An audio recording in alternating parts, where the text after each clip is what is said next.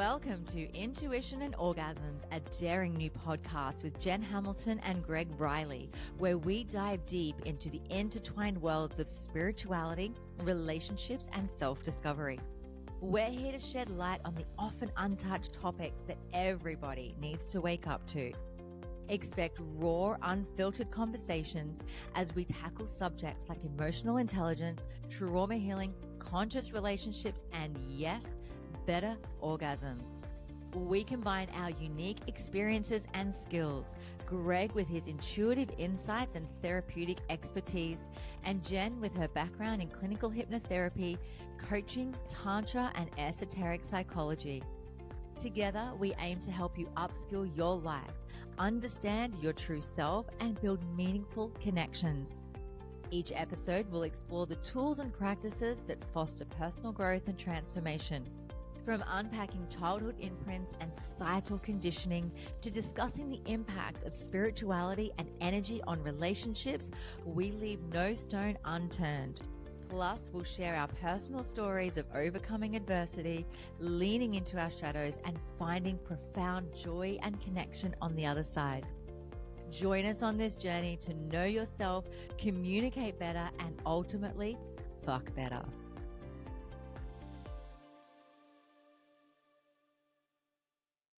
G'day listeners, welcome to another episode of Intuition and Orgasms. I'm your co-host Greg Riley. Jen Hamilton, welcome again. Hey, we're back. Tell you what, last time, Tantra, did I get questions about that? The misinterpretation of what Tantra is ridiculous. But it's wild. the other question was long-term relationships. How do you do it? Like, that was probably the most I got was, how do you maintain a long-term relationship? Like, that was probably the biggest question. Long distance or long term? Well, long distance and long term.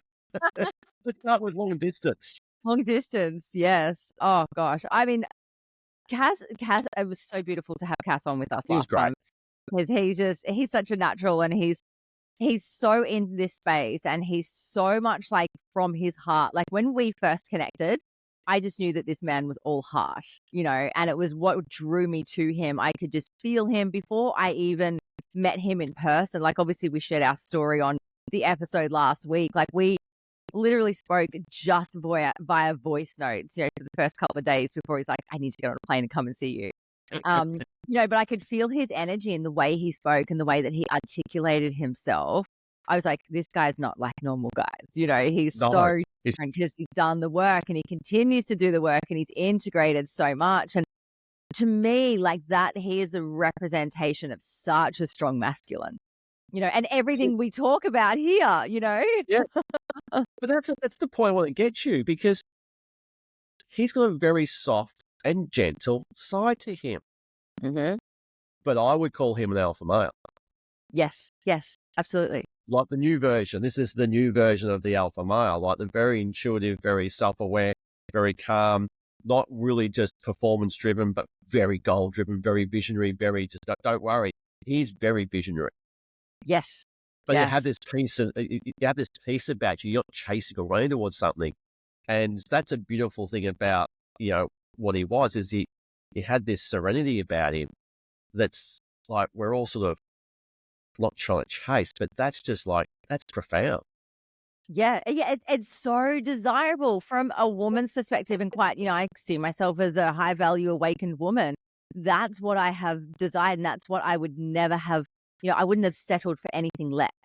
And the thing is, like, he's still so masculine. Like he can chop wood, like he can build shit, fix shit, like mechanic shit. Like we went camping and he was just like driving the big truck and like putting the tires down and up again and doing the cooking and all of the things, like he's just like, yeah, he's so incredible. He's so beautiful. So it was amazing to have him on and share that magic. And no doubt we'll have him back on the show again as well.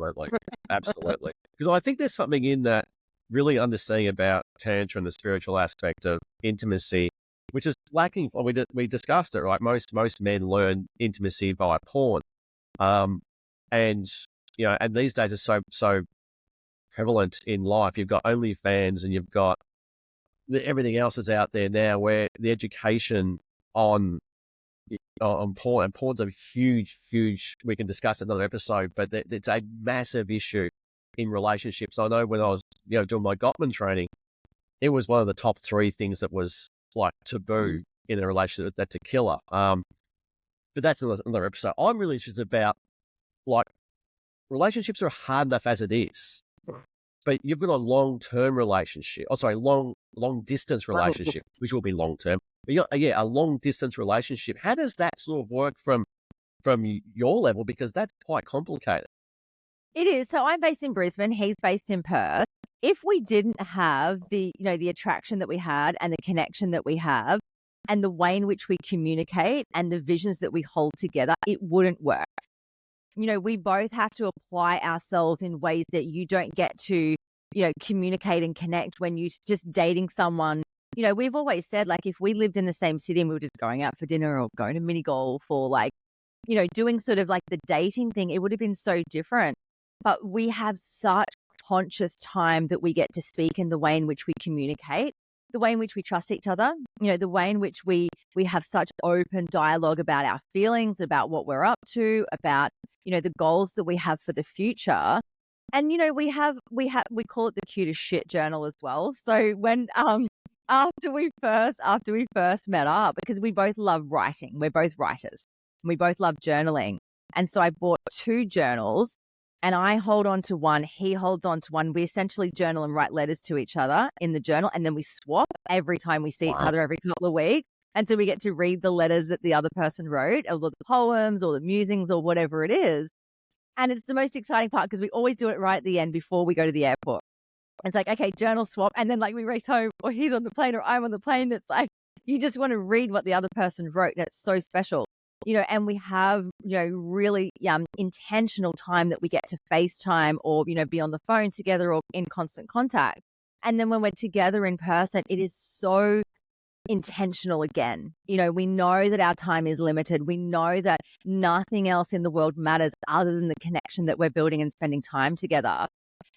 Plus we have so much in common and we see the world from a similar place.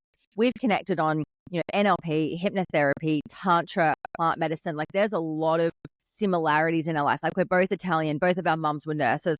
Like, the synchronicities and, serendipitous moments that we've experienced in our lives really does blow our minds.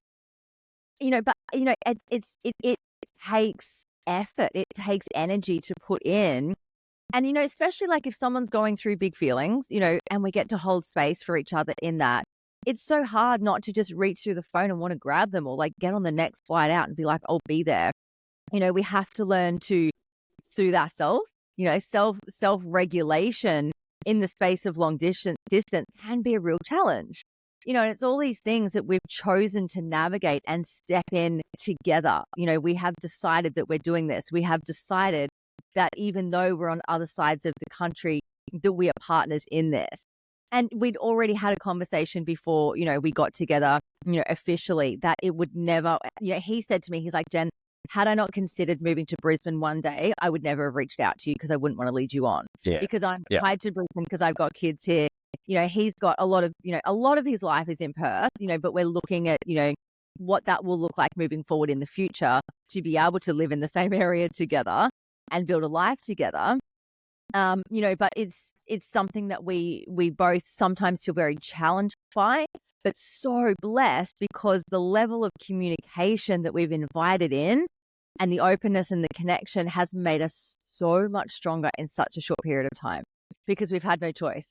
We've had to just, pivot and recalibrate ourselves to be like, okay, what we hold for each other, the connection that we have is so valuable that why wouldn't we make this work? And the thing is, if someone truly wants to be with you, they will make an effort. If you truly want something to work with someone else, you will give into that. You will pour energy into that. And it's really interesting because I was talking to a girlfriend the other day and she was talking about a really flaky guy that she's sort of been on and off with. And I'm like, Queen, straighten your crown and walk the fuck away. Like, he's not giving you the energy. He's leading you on. He's saying, oh, I can't do this and I can't do that. Why the fuck are you allowing this? If someone is not meeting your bare minimum standards, and that's probably like bare minimum standards is probably a whole other conversation, Greg. because it's like people are just like grabbing at scraps. Like I would rather sit at home alone, enjoying my own company than give myself away into a relationship that I did not feel like absolutely valued and loved and adored in, and that I felt the same way in that, because fuck that. Like life is too short for Yeah. shit relationships. Why is that? Because I said this to a group of friends on the weekend. And especially for men, this is the case: is that we will ignore red flags, like red flags for sex. We'll Mm. ignore all of them, right? Purely as like we're getting laid. I'll ignore the fact she's a fucking psycho because I'm getting laid, right? Why is that? Why do we have such low standards these days? Is it because relationships are somewhat disposable? We can just swipe right. We can.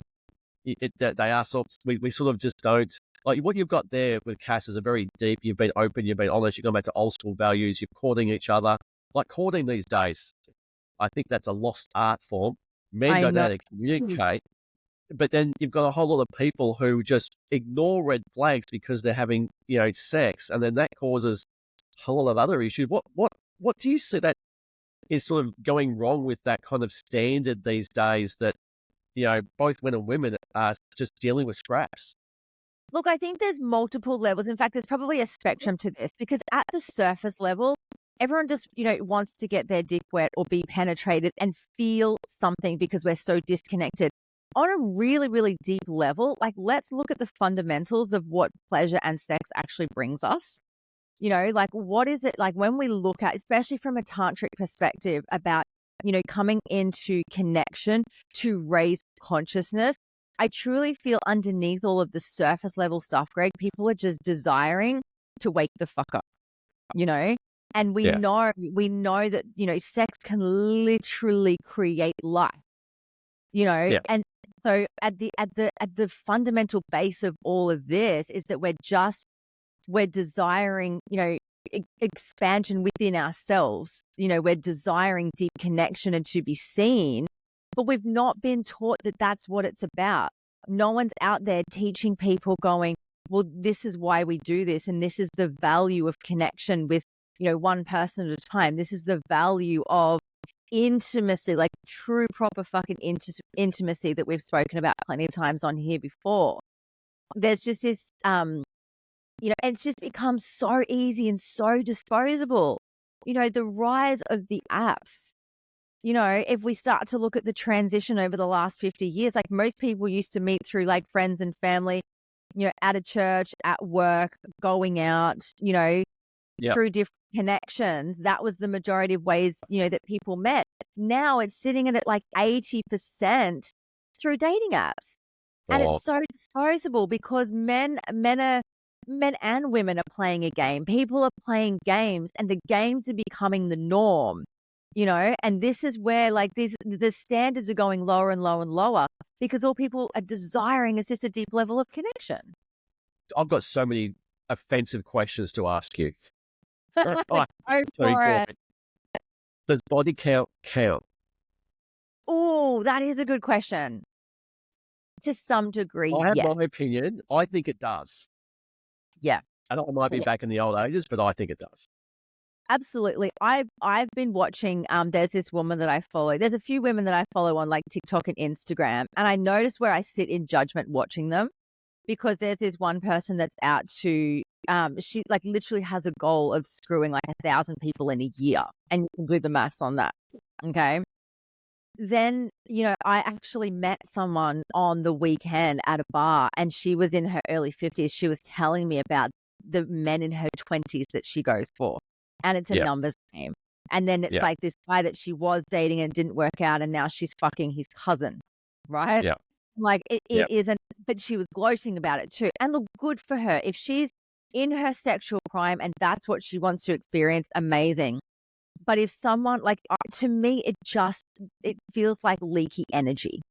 It feels It's like such a when it's a how minefield because mm, people get this is a very because it's a really offensive question because people are going to have their opinions on this, right? Because I have it. There's two types. Like you've got the people who have high body counts, and then it's just as bad if you're a lonely man watching games by yourself in a basement and you're 25 and your body count is 0. That is just as bad as the girl who slept with 50 dudes. Mm.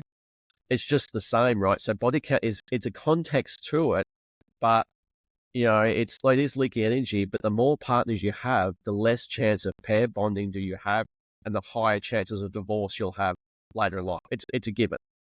And Yeah. this is the I know people are going to say, Greg, you're full of shit, or Greg, it's like I've said, people have said, well, women especially have said, my body, my choice, I can do what I like. Like, good, go for it, but come back to when you're 35 and you've had 50 blokes, and you wonder why you can't pair bond with your husband. Because I know high value men, they don't want to sleep with the girls who've slept with 50 blokes. They Mm. won't go near it.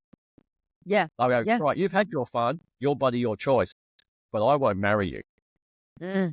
And it Yeah. sounds wank, it sounds old fashioned, it sounds so much misogynist and Greg, you're a pig, right? But I can guarantee you a high value man is not going to deal with that shit. And back the other way, like a high value Correct. woman isn't going to be like, oh A yeah, player. like I love Yeah. that you just, railed so many women because you were cool back in your Soldier, heyday. yeah, exactly. Yeah, and like if we look at from a quantum perspective and quantum entanglement in sexuality Yes. says if you have sex with a partner, not only do you take on their energetic expression, but all the people that they've had sex with as well. You know? And it's like and let's not even like get started on the diseases that are out there as well, or like the Well, it just the becomes transactional, right? It all becomes, like you said, sex is a sacred union of, and we may be, people may not agree with us, right? Don't care. But you've got this thing where it's an energetic thing, it's a sacred thing, and if you're just willy-nilly doing it everywhere, it becomes transactional. Mm. And then all of a sudden you get these sexual experiences which are transactional. And then you go, why can't I have an intimate relationship with anybody? Is because all your sexual experiences are transactional with random people. Mhm. And then you complain and bitch and moan about the fact is, oh, I can't find anybody that, goes deep within me, right? Because you don't know how to do that. You haven't, that's why Tantra comes. That's why stop fucking everybody and just Mm. sit back and just go, right, I want to be with someone. I want to have a long-term relationship and go deep into a conscious relationship with them. That requires me to be vulnerable, to be open, deal with my shit, to talk and communicate about what I like and what I don't like, and to have a very open communication. Like the amount of times that you and I know that people don't talk about sex and relationships. So if you want to have some kind of really long-standing relationship, you can't have a transactional sexual experience. It just Yeah. doesn't work. Mm. Yeah. So I'm Yeah. ranting. I love this shit. Do you feel as though not that you can reset your body count, but do you think, maybe taking some time for celibacy or, regenerating your energy or, even just like spewing your guts up in an Aya ceremony or in a Cambo ceremony to shift some of that energy? Do you think that can, like, if someone sort of wakes up and's like, yeah, I really just went through my sacred slut era, didn't I? Or not so Yeah, sacred era as yeah, well. and as long as you deal with it right, because a lot of the people who have transactional relationships have, oh yeah, as you and I know, trauma from the past. They would have seen a lot of trauma between their mother and father, or trauma from an early sexual experience with them. So they don't want to get hurt, so they would just make it transactional. But then they had this need to be wanted and loved and touched, right? So they've got Mhm. this desire and need to be wanted and desired and touched and be with someone, but they don't have the other part that says if I get too close, then I'm going to get hurt. So they keep having these transactional relationships to try and feed the dragon, so to speak. But like you're right, if you actually dare go and deal with your shit and go, right, I need to deal with the fact why I keep having transactional relationships is because I have a fear of intimacy, a fear of being hurt, and I Mhm. deal with that, then absolutely you can reset it. Mm. Yeah. Yeah. I But feel a lot of energy. people don't. They just bring the 50 people they've slept with into a relationship and not deal with the trauma. Yeah. And that their partner's dealing with them and the 50 other people they've slept with and all the shit they've done. And like we said before, for women, if you've slept with 5 guys, 2 out of 5 have abused you. Yes. I was just about to say that exactly. Like, what have you picked up emotionally from all of that? Has there been a level of rejection, of abandonment, of powerlessness has Yeah. there been abuse, like that you've then, like, you've just kind of like added another, ribbon to the race to go like, oh, look, I've taken on board this. I'm going to go sleep with someone so I can try and feel validated and undo this feeling. Oh, hang on, he's just thrown me around again, you know? Yeah. And it's a vicious cycle. And so to anyone in that, like, yes, absolutely. To some people, body count matters, but also it's who you be through that experience as well. Because sometimes, like, you know, you have your eras, you have your seasons, and that's okay. Yeah. Because if you're into exploration, go nuts. But Yeah. also when you decide to go, do you know what? I'm going to really work on my energy. I'm going to close this container down. I'm going to work on myself. I'm not going to let anybody in that doesn't, meet these really high standards that I've set for myself because I love myself. Yeah. Then where you've got to check in with yourself. Well, because you and I are in these spiritual communities, right? And we know people that they sleep with everyone spiritually, right? And they got these other people who are very, it's like being back in the 60s, a bit of LSD and everyone's sleeping with each other, right? And there's liberation inside of that, right? So it's context that we're sort of referring to that. Um, it's as long as you deal with it, then you can sort of reverse the energy from the body count.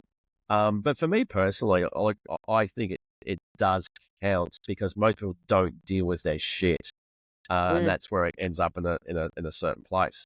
Um, yeah. and that's unfortunate with the outbreak of OnlyFans.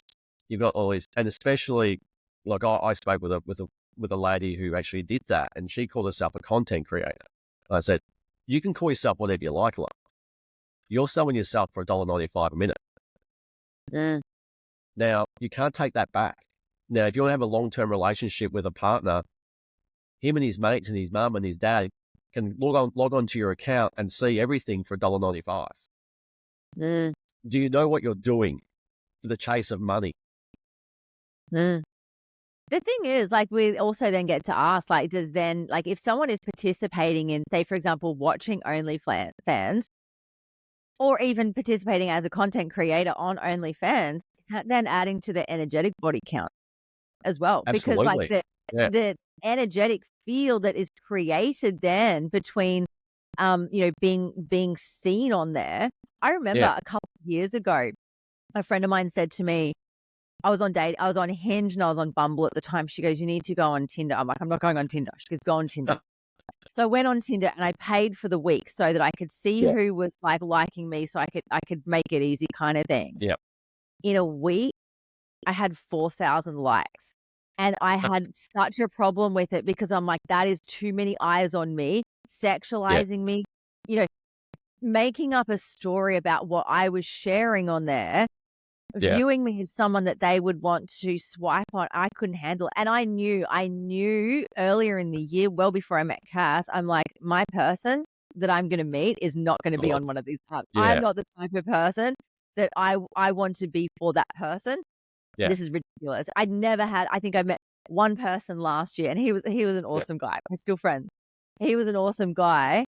No one, I never found dating apps any, not a viable option at all. And I think people are starting to realize this, but then also people are going, well, what do we do now? Because no one talks to anyone because everyone's too scared. Or like, how do I actually meet people if it's not on an app? It's like, for fuck's sake. Oh, we can teach people some stuff like communication. Go up and, hello, my name's Greg. How are you? And body language is good. Like one of the best things I ever learned was body language. There's a couple in Australia. I can't remember who they are. I'll get it for the next podcast. There's a husband and wife couple. They got some great courses on body language. They've been on TV before, and it's such a good thing to learn about. When you look at people, reading their body language and how to approach them is actually like fascinating. So. But I want to get into men and watching porn because whenever I see a client, especially a guy, and he's watching porn, it's like, mate, stop. Mm, Like, are you serious? Because what that does, and this is again more like Gottman training, is you've got a guy there that says a 5 out of 10. He's jerking off to girls that are a 10 out of 10. And when he gets with a girl, and this is again completely offensive probably, a 5 out of 10. Caliber. Yep. Yep. Yeah. He's got a problem then because he's been jerking off to these girls and he's probably going to continue to jerk because he's got this aspiration of that he can keep being attracted to these women and he's with this other girl, but they're not as hot as these other chicks. So that causes a massive issue in a relationship, especially sexually, is why those guys keep jerking off to these girls. And then this girl's got this, well, what's wrong with me? You're still watching porn. Is because he's never let go of the 10 out of 10 girl. And it's like, guys, stop watching porn. It will destroy your relationships. It is the top 2 now reason why relationships go backwards. The number 1 thing is bids for affection, rejection of bids for affection. Number 2 is porn, and money is way down the list. And the bids for affection are ruled by, sometimes you're watching too much porn, right? It is ridiculously bad in the relationship. And I know people are going to say, Greg, I've got a very healthy relationship with porn. Me and my wife watch porn. Yeah, okay, right. There's always a small percentage that buck the trends. But why we have so many dysfunctional relationships these days is we just are so obsessed with this crap. Yeah. I want to dive into, I guess, more the psychology around porn as well, because I'm a hypnotherapist. And so what is one of the ways in which we sustain a belief? We find proof for it. How do we do that? The word yes. What word is said over and over again during the act of sex on porn? Yes, yes. Oh my God, Greg. I'm like, no. Right. So what they're doing, they're reaffirming throughout that whole experience that, yes, what you're doing is bringing me pleasure. It is all fake. They are paid. They are literally paid actors. They do not enjoy this. They are very likely high on drugs, or they're there getting paid hundreds of thousands of dollars, or, they're just completely abandoned themselves, or they've been put in a very vulnerable position and threatened. Like there's so many elements to this. And so if you break it down, like it'd be so interesting to compare like a couple having sex that they have witnessed pornography and a couple that have never ever watched porn, and what the language is like in that dynamic. Yeah. Because learn what to say from these things. And but also let's talk about the fact that there is such a lack of education about sex and intimacy and pleasure as well. So porn has been the only educational way to work out what the fuck to do. Yeah. And what the fuck to do in porn is not what to do. Exactly. This is the problem. This is the huge issue. Yeah. And guys get so much performance issues from that stuff because they watch a bit of porn. Like I got a client who actually thought the average man went for 40 minutes. I said, dude, it's about 3 at best, right? Average is about 3. These guys, and he actually thought, because he would go, oh, he's having performance issues. And it's like, mate, you don't have performance issues. You're normal. Yeah, you've got this shit ain't normal, right? They're popping blue pills but you've got young kids these days in their early 20s popping Viagra because it's about performance. And I cannot tell you the crap about men's performance are going to be bigger, harder, stronger, the best he's ever had. And as long as you maintain that mindset, you're never going to be any good. And you've got this absolute increase, this bursting of numbers about men's performance issues because they're watching porn and they're comparing themselves to these guys and, oh, you're the best I've ever had. And it's like, yeah, she's being paid to say that. And here's the thing is that and all these young boys are starting to compare and go, well, I've got to be this, rather than going, hey, go into a tantric workshop. You will be the best she's ever had, but you won't do it through sex. No, and you'll last a hell of a lot longer because you'll learn many techniques that can support that. Well, that's the thing is it is such a, like we discussed last week, sex is such a small portion of intimacy and sexual, performance based, but men are obsessed with performance and it's killing them. And if they can just turn it around and have some kind of intimacy and learn about intimacy in tantra and, a spiritual experience with somebody, they would never worry about performance. They don't have to worry about it because what they are is expression of energy and intuition and consciousness. And in that space, you become the experience. And, but, they got these pickup artists out there, guys go, I can, come and learn off me and I'll make girls want you. And it's like, yeah, okay, dude, you're a pickup artist, but it's all like, it's this conversational hypnosis stuff. It's this, tricking people and that's in itself is good. Hey mate, if you're doing that and you feel worthy that you've hypnotized a girl into sleep with you, you're a fucking wanker. Oh, right. There's so many layers of wrongness to that. But these guys are teaching this shit, right? You and I know this stuff because it's part of what we learn as a hypnotherapist is part of this conversational stuff, and it is so bad. Like there are literally heaps and heaps of male coaches out there teaching these hypnotherapy methods, and guys go, "Oh, I can hypnotize a girl or try and convince her through manipulation to like, mate, you might as well just slip some Rehypnol in her drink and do the same thing, right?" I remember it was probably about 15 or 16 years ago. There was a guy in Brisbane that so many guy friends that I had would go to, and he was a pickup artist teacher, right?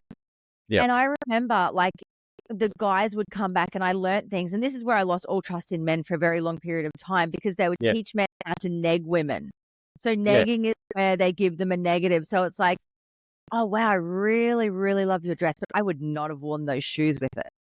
And so they give them a negative to like sort of bring them up, build them up and then pull them down a bit. So they're like, oh, well, what do you think I should have worn with those? And, not giving too many compliments and then, teaching like, oh, if you can touch her arm, pull away, touch behind her head, pull away, touch a certain other, or touch her back and you've got her. Like it is disgusting. Like as soon as I heard about this and so many of my male friends were going there, I was like, fuck, I'm never going to trust a man again. Now I'm always going to be on guard, noticing if he's touching me, like my hand, my arm, my shoulder, if he's giving me a negative comment, fuck off.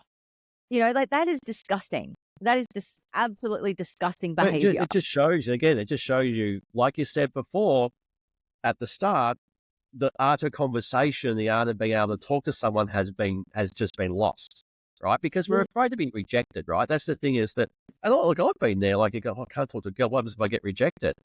You do, you're going to get rejected more times than enough. But we've lost the art of, serious conversation because most conversation we have with people, especially in the date, and we probably do a discussion about it. I've got a friend of mine in Perth, we'll get her on, Luann Ward. She's actually a dating coach. Some of the stories she's got is ridiculous. But we go on to a first date and we go, what do you do for a living? It's like, oh, the fucking job question. Jesus Christ. Are you starting with that? Is that what you're leading with? What do you do for a job? It's like, that's probably the worst question you ask first up. Yeah. But we don't have the skill set anymore to be able, because we're just swiping right, tapping right, looking at profile picture, maybe reading the blog, the blurb a bit, but really look at the picture, right? And there's no depth. So when you rock up to see somebody, it's purely based on physical attraction. And then when you start talking, it's like, what do you do for a job? Oh, I do this. Oh, how's that? And the conversation is non-existent. So, learning about conversation and how to have conversation is like an art form in itself. Yeah. Like, okay, one of the questions I said to people is like, ask the girl, has she read any books lately? And what books did she read? And why did she like that book? Because that's going to tell you what book she's reading, what does she like, what are her values, and and you're getting to know her, right? It's a simple question. Have you read any books lately? Okay, reading, I don't know, what have I got here? The Enlightened CEO. Why do you like that? I love business. I love CEOs. I love how they tick. I love the mindset stuff, right? All of a sudden you get into a conversation about that stuff. But people don't ask those questions. So what's your star sign? For fuck's sake. Yeah. And that's when it can become very awkward too, because I'm such a communicator, if you haven't noticed already.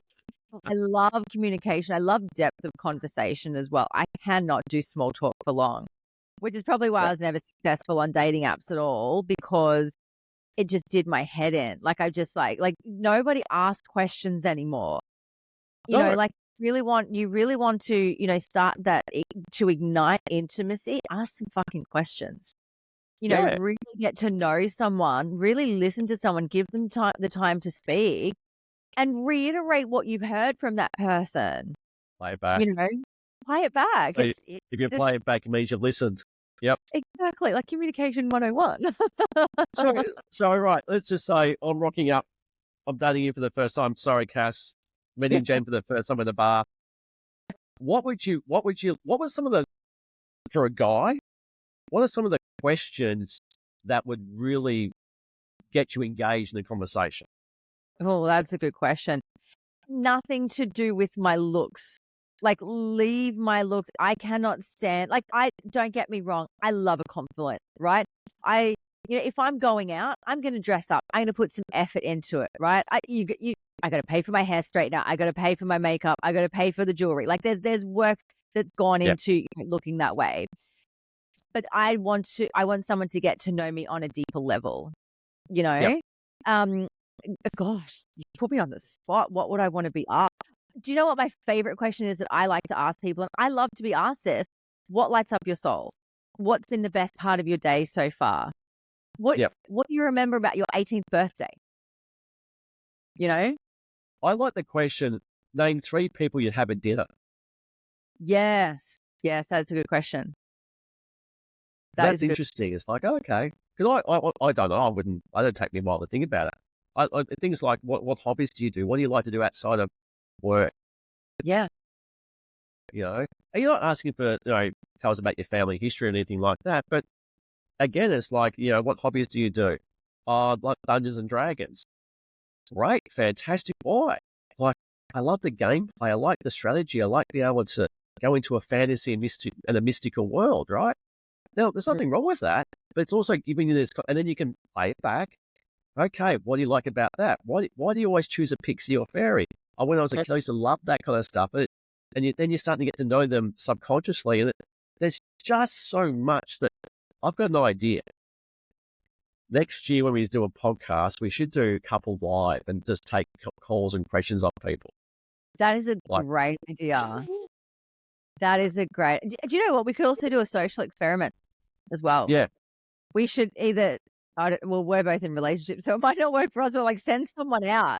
Send someone out and just see what happens in a really, like a public bar or something, to see yeah, if they, people come up to them and talk to, like if a woman, like I don't recall the last time or if I've ever I've never gone to a bar just by myself to have a drink. yeah. But I'd be so curious to see if anyone came up to me while I was just sitting there on my own having a drink, or if Right. they assumed I was waiting for someone or just assumed that I was unapproachable. Like, I'd be so curious, to do some social experiments next year. That'd be interesting because I've had 2 relationships for 25 years. So what the go? So far out of it. Um, but that's it's just people are just blind. They just don't know what to do. Mm. And if we can give them some kind of a little bit of a help with some stuff, that's the great thing, because having a confidence to be able to go up to somebody and ask questions, the right questions, without trying to manipulate them, is such a turn on, because it's having that confidence to be able to, and it is confidence to go, right, I'm going to get rejected. Who cares? But to be able to go up to someone and actually make a contact, because most girls want a guy to initiate it. Yeah. Do guys want it the other way? Do guys want women to come up to them and initiate contact? Of course they do, because they want to get rejected. That's why. We all love that, right? But at some stage, we've got to get to a point of getting past this, because all of a sudden you've got, again, this power play of masculine and feminine. And if you get the woman come up and initiate with the man, she's in the masculine. Yes. Next minute she's All right. buying And it's just like, even that's okay. So, get it these days for equal rights, equal opportunities and stuff like that. But when you're a female and someone's breaking in your house, you want the man to go downstairs and beat up the guy who's breaking in. And if you're always leading and I'm an independent woman and I can take care of myself and I've got a man who's very submissive, when the shit hits, he's not like Cass. He's not fixing the tires. He's not building shit. No, I've been in that relationship before, Greg. I have, and literally someone was on our property. There was a party going on in the street. They were on, like, they were past, like, the front strip. Like, they were like right near our house. I said to my ex, I'm like, can you go out there? Can you either call the police or go out there and sort it out? I was like, I don't want to go out. What if they come after me?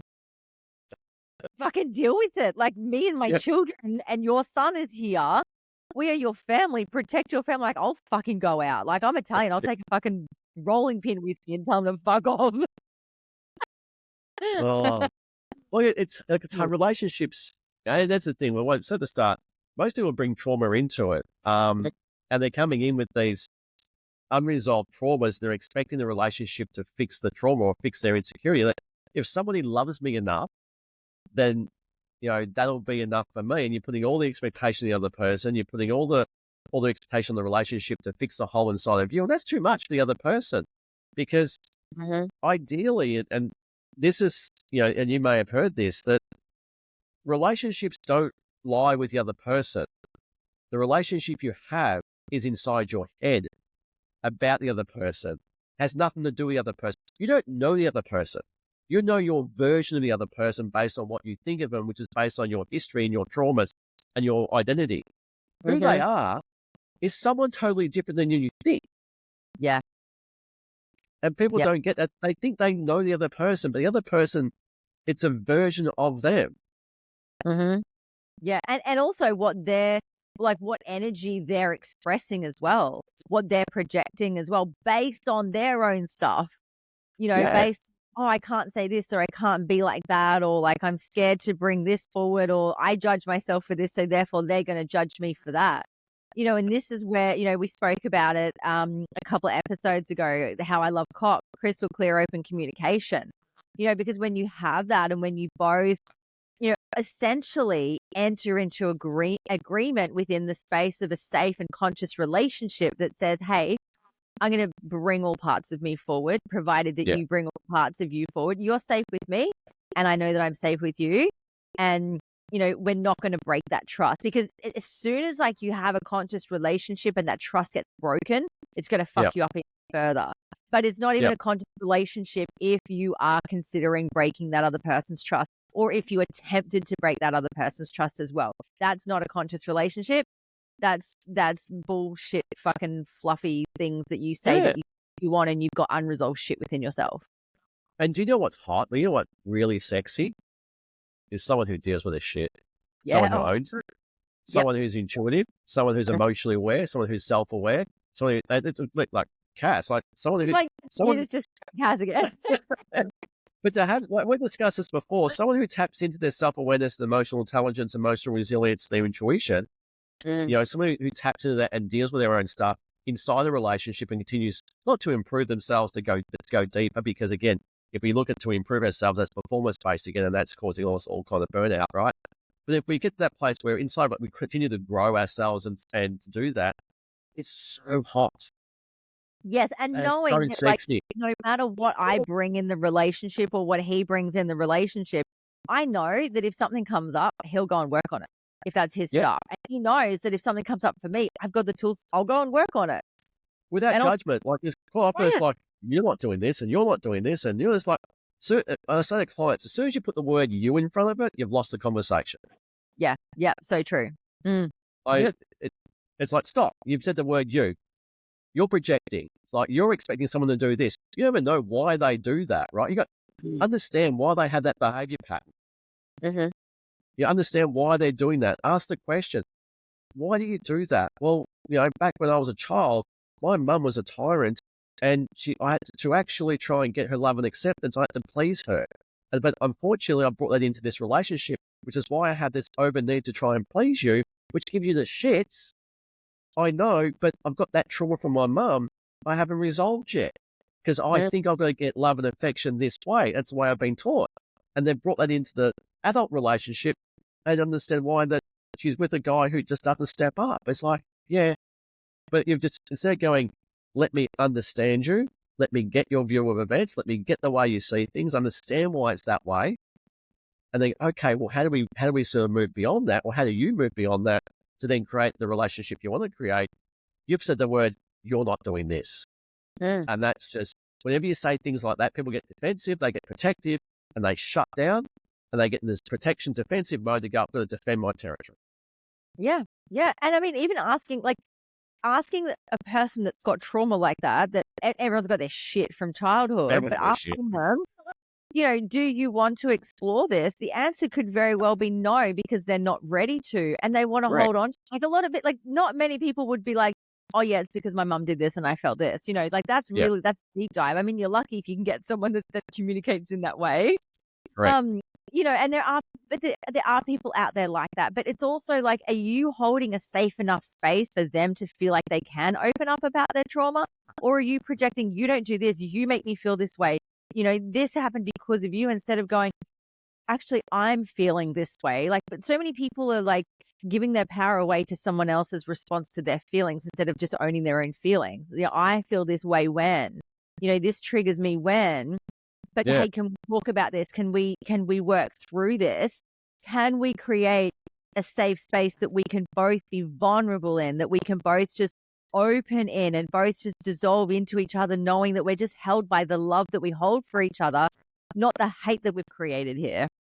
Well, it's a great point you bring up, because there's words you said they're very important, and I put a post out this, a while ago, and again got caned for it, right? But the thing is, when you get to the state of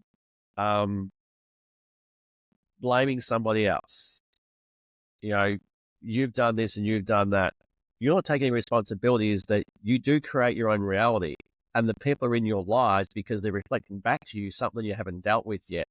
So the reality is that the reason why that person's not doing that is because it's actually a direct reflection of you. You've drawn that person into your life to actually show you where there's aspects of yourself you haven't dealt with yet, because in the end, it's only ever about you. Mm-hmm. So everyone who's projecting about you're not doing this, you're not doing that, it's actually not true. And even that story is true. It's like, why do I have that person in my life? Why did I choose to be with that person who has those attributes? Mm. Because I chose them. And then you're Yeah. like, okay, I have to be accountable for this. Why am I with somebody who has these behaviors? Right. Okay.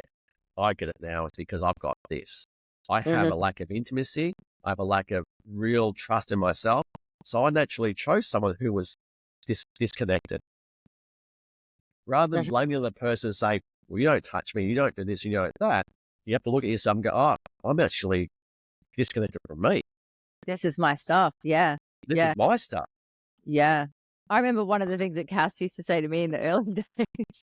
I'd be in something. He's like, you chose this. And Fuck I'll you. be like, oh, God, I hate it when you're right. So Oh, now I we hate have you. a joke like, you chose this, or I chose this. Yeah. Like, I'm like, because we voice note all the time. And it's like, I'm having this feeling, I'm going through this experience, and I know that I chose this. It's like, you can't come at me for choosing it, because I'm owning the fact that I chose it. Yeah. But that's a freeing place, because too many Mm. people would sit in this, again, and one of the, another thing you brought up before is, and this is taught through psychology and counseling, and that is the statement when they say to people, when you do this, you make me feel this. It's like, all right, so fuck me. Like, that is some of the worst advice I've ever heard, but it's throughout the counseling psychology fraternity. Mm. It's so wrong on every level. I've just had a Mhm. deja vu moment for some reason. I don't know why. Just gone, fuck. Literally had a deja vu. But that comment about when you do this, you make me feel, is so disempowering. It is because you're giving your power away. It's saying you have a hold of me, that you have the power to make me feel a certain way. If we reversed it the other way, like people say, oh, you make me so happy. No, I No, feel so happy in your presence. they give you I the capacity feel, for love. yeah, yeah. Yeah, It doesn't, like, just because we've got a spectrum of emotions doesn't mean that one's positive and one negative and one feels good and one feels bad. You know, yeah, we can't just say, oh, you can't be disempowered by, what we would, technically label a negative emotion. yeah, If you were to turn it around the other way, why are you giving that away? No, own your own fucking feelings, own your own emotions, own your own experiences, own your own projections. Like, and this, again, it comes back to the know thyself piece. correct. Know who the fuck you are. Do the work on who the fuck you are. Yeah, and it's so common. It's like you said, it's people are, you said perfectly. You can't sit there and be in a space of, you make me feel like this, you make me feel like that, because the other person, really on a spiritual level doesn't really even exist, right? Yeah. Is that they're really in your life for you to experience your own capacity to love, your own capacity to actually, the emotion sits here, doesn't sit there. They're Mm. just there. You're making this shit up here, right? Based on, again, what you think. Mm-hmm. And what you Yeah, think is inside you. It's not over there. Nobody makes you feel anything. exactly. And if you said to, say, for example, you had a partner, you make me feel so happy, you make me feel so grounded, you make me feel so loved, then that person leaves or that person dies. What, you're not happy, What the fuck? grounded, or loved anymore? Come Like, on. they're gone. There goes your happiness. There goes your love. There goes your groundedness. No, like the whole thing is an inside job. The whole thing is about Oh, self. I, and the same thing with, and where this is a complete tangent, life purpose. I'm just Yeah. strutting around now is because you mentioned that, right? The amount of times like you and I do readings, like, what's my life purpose? Well, it's not a job. It's not a relationship. It is nothing what you do. It never Mm, is what you do. And I always say to people, well, this is a bit, I'm sorry you're going to hear about this, but your purpose is not anything you do. mm, Your purpose is have a look at where your limitations are in life. Here, mm. here, and here. Your purpose is to overcome them. Your purpose Yes. is to transcend them, right? That's your purpose, to find full realization. Your purpose is not anything you do. That's something that's nice. But so many people are attained to this thing about my life purpose is something I have or I do. Mhm. And I think we have the coaching industry to, let's try and shine the spotlight on that, because people have monetized off trying to teach people their Yeah. purpose. Because I do past life regression therapy, and one of the elements of that is doing womb work, and we get really clear on the purpose of coming into this life, and it's got nothing ever to do with the job, ever. No, no. Never. And I've done plenty of these things. I've taken people through, so many journeys, and it's never like, oh, to be a dentist. Like, I'm not coming into this world A to be a dentist. dentist, you But know? again, it's linked to money though. It's just linked to this thing about, because the the thing is that money gives me freedom, right? So they're Yeah. linking this thing about, because what they're really seeking is the aspect of freedom or peace, or to overcome, again, their limitations. But they're linking this thing that this thing gives me the aspect of freedom. Yes, yes. And they can coexist. Like, if we look at the Japanese, the ikigai, there's the Yeah. different elements that you can bring together and bridge all the pieces together, but it doesn't define who you are. It doesn't mean Yeah. that just because you enjoy something, or, are good at something, that you have to monetize off it, and that's the way in which you make money. And But I like think that's a whole separate conversation to have as well. but you said perfectly before, like especially people who link their self worth and their purpose to what they do. If I Mm. then went and get yank and take that job away, you're fucked. Yeah. Yeah, if you fall from grace because of whatever, like, something happens to you, like if something happens and, you come down off that pedestal that you put yourself on, telling you that that was your purpose, and that was ripped out from underneath you the next day. Or, for example, like, so many people, like, I'll put my hand up myself, but there's a massive part of my business that's built on social media. If social media gets switched off, then what? How's your purpose Yeah. going? How's your bank account Yeah. going? You know? Yeah. Yeah. Then what? Well, I guess my Instagram friends that, yes, um, my purpose is my followers. And this is something that, yeah, and you'll get this right. Of all the mediumship reads I've done over the year, what the best thing that mediumship readings, and I don't do them anymore because I just don't do them. The best thing that came out of doing so many mediumship readings was when people crossed over and they came back to talk to their people that were left here. They never talked about the diplomas. They never talked about their MBAs. They never talked about their trophies. They talked about how many cars they had. They talked about how many houses they had. They talked about how many Instagram followers they had. They talked about none of that shit. What mattered was the connections they made with people. And that's all that mattered. Mm-hmm. Yet we chase around following Instagram followers, following cars, and don't get me wrong, if you've got the wealth, go for it, right? But don't make it your value. Yeah, don't make it the biggest thing about you, and define your worth and your sense of self around the stuff and the things. Because I can tell you, when you get to the point where you're on that deathbed, none of that shit will matter. None Mm. of it. Because what you want around you, the people you love, and you know what? Your money can't love you. Mm-hmm. Exactly. Every time I've taken someone through a death scene in a past life regression, every single time, Yeah, same thing over and over again. Like, what was the purpose of that life? What was the biggest thing you learned? What did you experience? yeah, Did you achieve what your soul came here for? And it was never about the Lamborghini. Never. yeah. I've got this saying I say to people, there's a reason why the dirt poor lead singer of musician bands will always outperform the man with all the money.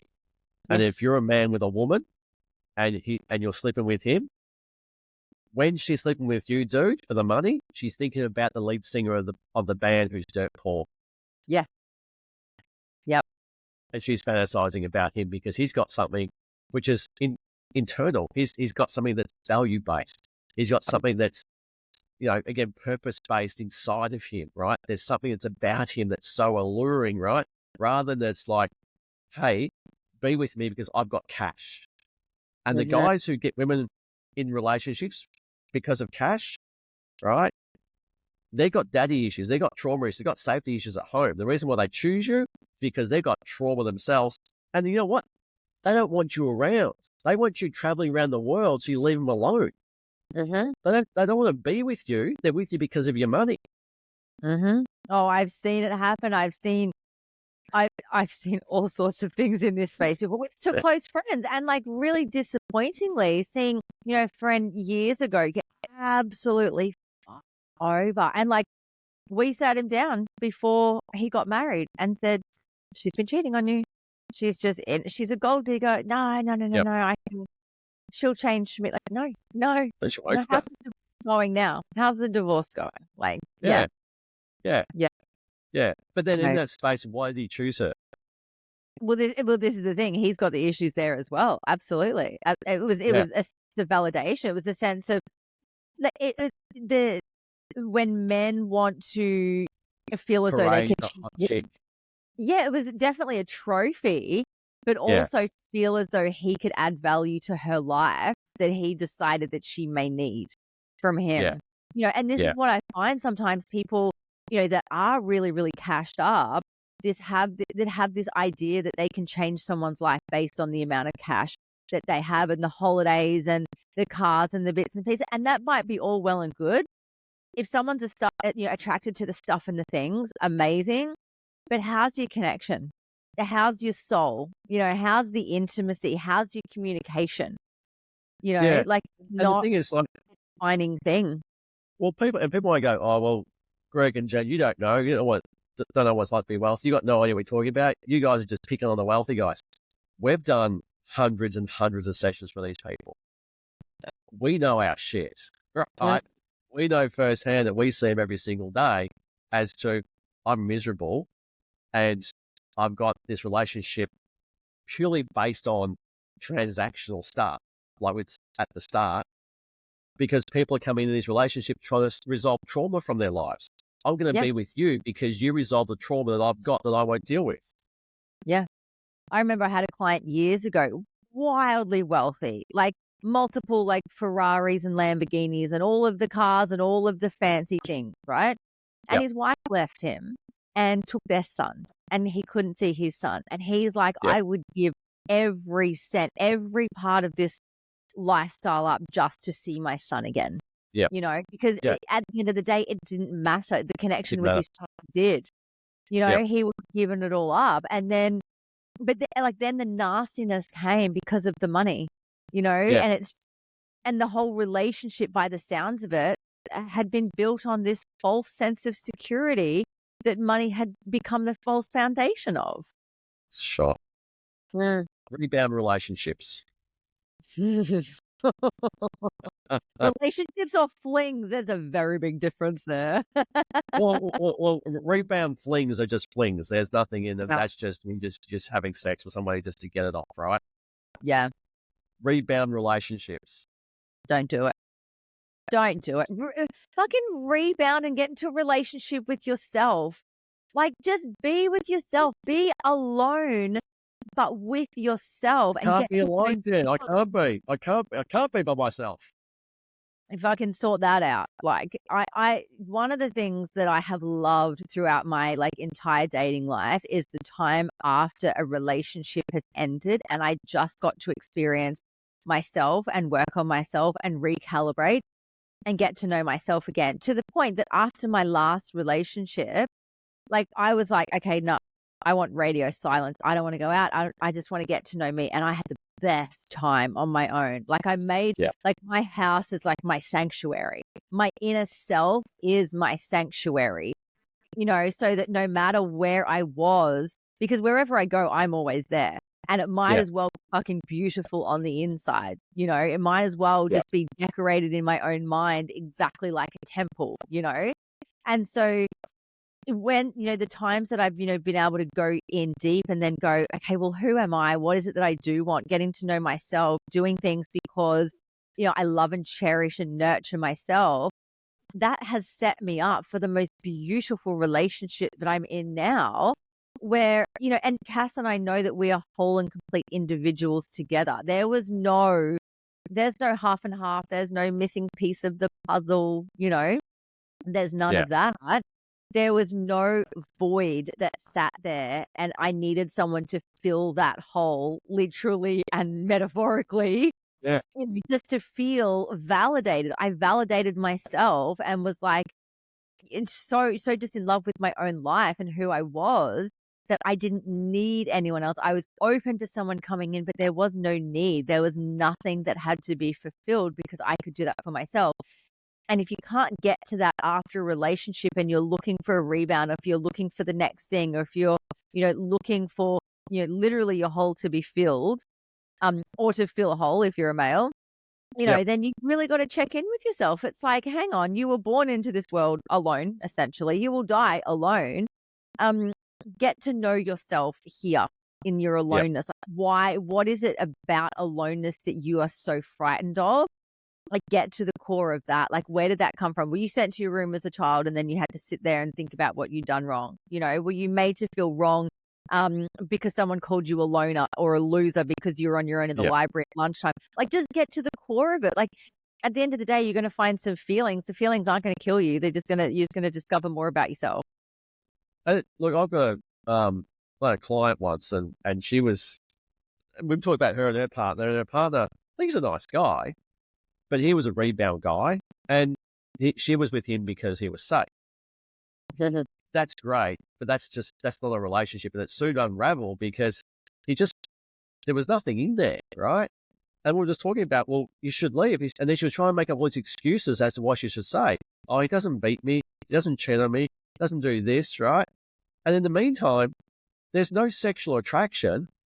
She's bored as all hell with him. But then she's making up all these excuses as to why she should stay with him. All the meantime, she's complaining about him all the whole time. He doesn't do this, doesn't do that. And it's like, but love, you're the issue. Like, you're afraid to be alone. And it's driven from this, well, mate, it's better the devil I know who doesn't provide for me very, very emotionally than no devil at all. And it's like, well, then stop whinging about your shit life. Like this thing about accountability, right? A lot of people don't have accountability for their own actions. We're so quick to blame everybody else for what's happening around us. Like, if that's the decision you make, stop whinging about it. Suck it up, princess. You're the one who's staying there. You're the one who's not doing anything about it. Stop complaining about what he doesn't do for you because you picked him. Because he's safe. And you continue to pick him. Continue to pick him. So don't bitch about it. And it's just like, oh, well, no. Take accountability for your own decisions. And create an exit strategy. It doesn't matter if it takes you 6 months. Like if you've got, you know, financial ties, a business together, whatever the story is that you have, right? Everything is unfuckable and figure outable. You know, you can figure anything out. They might need a plan. They might need, you know, to put some things into motion. But like, just fucking love yourself and value yourself enough to say, we don't do this here. You know, we don't do this here. We do better than this, you know, this or, you know, better. And again, we're sort of generalizing. We are saying there are some women in some very, very bad situations that can't leave a relationship because because of the fact that the male does hold the money, and if you do leave, you've got basically none of you on the streets. Completely get that, right? And Yep. we're going to have, and I think we talked about this before, we're going to have a mate of mine, Ashton Wood, on, who does the DB Safe Phone, who is it's a great charity where he actually, but you donate your phone to domestic violence victims and they get a free phone, they get away and stuff like that. That's a whole separate issue. Yes. We're talking about the ones who have got the means to actually leave here, but bitch and moan about the fact that their partner's not up to it, right? So, or if they're looking down the tunnel of like, I'm stuck here, I can't change, but it's just because it's going to require a little bit of extra effort on their behalf to create that change. And I've been in that situation myself. I've been the woman in that situation myself, where it's like, no, I feel like I'm stuck. It's this, it's that, like all the stories I was telling myself. I was like, no, hang on a second. We don't do that here anymore. You know, no. we praise the bar. We have some standards around here. Well, and you're very good. We work so well together. The segues, which are great, right? This is not scripted. We haven't scripted any. We literally got in here 5 minutes before that. So what we're going to talk about, just gone for an hour. But even with the clients that I sort of go to, I sit there and go, right, I've just heard you whinge for an hour about each other. What are you going to talk about? What are you going to create? Because where your focus, your energy goes is what you get, right? All you've done is bitch and moan about each other for the last hour. None of you actually said, I'm the issue. I'm half the problem. I wanted to have this relationship. I'm going to do everything in my power to go and create that relationship, right? That's where your focus needs to be, rather than sit there and talk about what's wrong with the thing. Because if you keep focusing on problems, what do you get? Yeah, it's like, don't tell me what you don't More want. problems. Tell me what you want. Yeah. Like, move, towards an away motivation. It's simple. People make this thing so fucking difficult. It doesn't need to be. It's literally, what do you want to create? Just go and get it. Yeah. Stop. Yeah. It's so go and do it. It's so easy. People kind of go, this stuff, self-help, has been so overcomplicated over the time, right? And we get to the point of just going, we talk about all our problems and all our stuff, and it's like, nobody sits there and goes, right, what do you want? Want this? What's stopping you from getting that? Just nothing, really. Go and do it. And then we make all the excuses of why we can't. Like, yes, no, you can. exactly. You're choosing not to. Exactly, because we love our comfort zone. It's nice and cozy in our comfort zone, and the world's just too hard, Greg, remember? Blame everybody else for our shit. Oh. Yeah, mums, dads, cousins, aunties, someone else's fault. Like, well, it is. It's the externalization of, outsourcing our problems rather than taking accountability. Yeah. I think that might be a good episode. Can we get off our soapboxes from our TED Talk? Oh, no, it's been a rant. Is there anything else that you want? I mean, we are definitely writing the Cass and Jen story and getting an update on a quarterly basis of how it's going, right? Because we are literally living our life through you with this new relationship, right? So it's we're watching it as a movie. It's exciting because there's also like we're in the very early beginning planning stages of working together in the tantric space as facilitators for couples and what that looks like, and Cass is a coach and a mentor as well, and like him fully stepping into that space and us doing work together. So and we'll share more of that on here once things are ready to go. I do want to share something before we do go about this is a bit about my history. And someone asked the other day, why did I get into doing this? Why did I get into understanding about Tantra and the spiritual aspect? And not apart from just me being a spiritual person, but I was that nice guy. I was the guy that the girls would sit and cry on their shoulders to about the guy over there who slept with 5 different women behind their back. And then I'd be going, I really like this girl. And she would have no interest in me, yet she would come over and sit with me and talk about shit and bitch and moan about all these guys that cheat on her. And I'm sitting there going, hey, here I am. And she's got no interest because I was the nice guy. I listened to her. I didn't call her bullshit. I didn't do anything about, hey, you knew he was like this. How about take some accountability? So, part of the reason is like this nice guy thing, I was the nice guy. And it was horrible. See, girls sit there and literally bitch and moan about these guys treating them like shit and cheating on them. and having them, cry on your shoulder, and, me being attracted to them and getting nowhere because I was friend zoned. Yeah, Oh, you you were like the my brother, Greg. phone team. The friend zone, right? And I had to realize, I had to take accountability for that and go, I'm adding to this problem. I'm enabling this behavior. Yes. I'm Yes. enabling this absolute dysfunction of choosing these inappropriate men rather than going, Mm. you fucking deserve this. So You question chose for this. you. What did you believe about yourself for that experience to Oh, I play? had zero confidence. Because I thought if I was nice to them, they would like me. I had like zero confidence in my ability to date women when I was younger. There you go. Yeah. Perception may be something different, right? But, for me, it was like I've really struggled with that in my younger years. And so I thought, yeah, being the nice guy was a way to sort of just kind of get women's attention by being a nice guy, because I'm never really an alpha male, right? And then that's where I had my trauma with alpha males, is because these guys were getting the girls, I was getting nothing. They were treating them like shit. They were getting laid every weekend. They were like, oh, look at me, I'm getting all these chicks. I'm sitting there going, I can't get anybody. I've got all these girls crying on my shoulder, talking about these guys. I'm the nice guy. I wish, Greg, I could meet a nice guy. Here he is. No, I don't want to be with you. No, fuck off. You're too nice. You're like my brother. Like, Family zone. That's the next one. That if you don't, if that's worse than your friend zone. if and that I've done that to nice guys because I'm like, oh no, you're not strong enough for me. I'm gonna like, I know that you like me, but I'm gonna family zone you because you ain't fucking your sister. And you're not strong enough. That's the thing, is that there's no attraction there. So Yeah. I learned, and this is part of, dealing with my own trauma, dealing with my own stuff, dealing with my own insecurities, especially through the spiritual journey. And this is even before I got into the plant medicine stuff. This is years and years and years ago. I actually went, this is my issue. I've got to change my behavior, my insecurity about myself, and insecurity about who I am. And once that changed, and I realized who I really was and dealt with the stuff, then all of a sudden things changed like that, because I stepped into my true self. And I stepped into who I was and my confidence and my natural spiritual being. Then everything turned on a dime at that stage.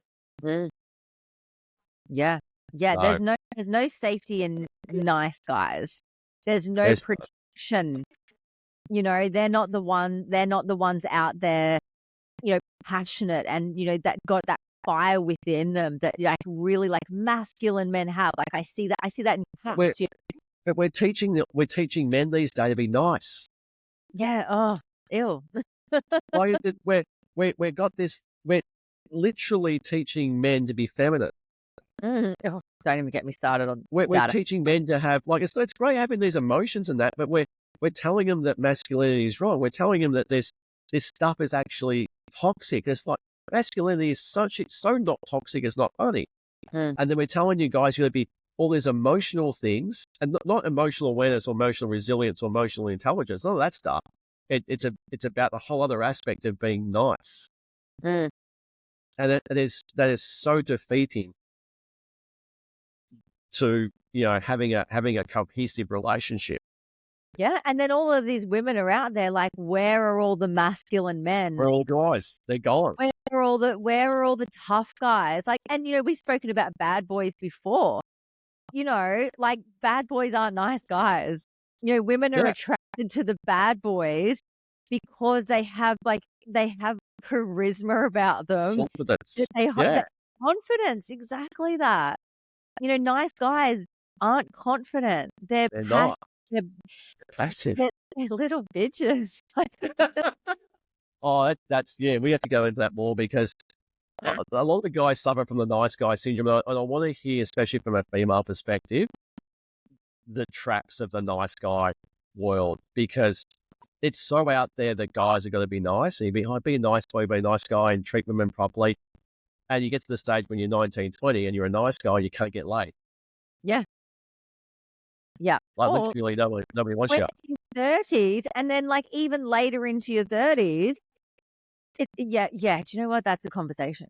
That's a I've got some personal stories of like people that I know. I'm not going to mention any names, but and my own personal experiences as well. Yeah, it's a fucking shit show out there. It is. All We're right, Jen, where can people find us?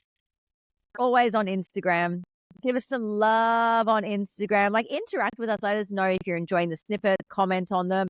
You can leave a comment for us as well through Spotify. You can always leave comments on there. And of course on YouTube as well. If there's anything that you want to hear us speak about, let us know. If you feel as though you want to refer anyone or yourself to be interviewed, we have some amazing interviews lined up coming up as well. So we've got a couple of months left, then we will be taking a break over the Christmas and New Year holiday as well. And then diving into some fucking epic stuff next year. I'm so excited. Right. And as always. Awesome. We're amazing. Listeners, we will see you in the next episode. And again, leave some comments and we'll see you in the next one. Thank you so much for joining us for this episode. We hope you loved it. And the biggest compliment that you can give us is leaving a rating and review. If you would like to get in touch with us, please feel free to reach out via our Instagram page, Intuition and Orgasms Podcast. We will see you in the next episode.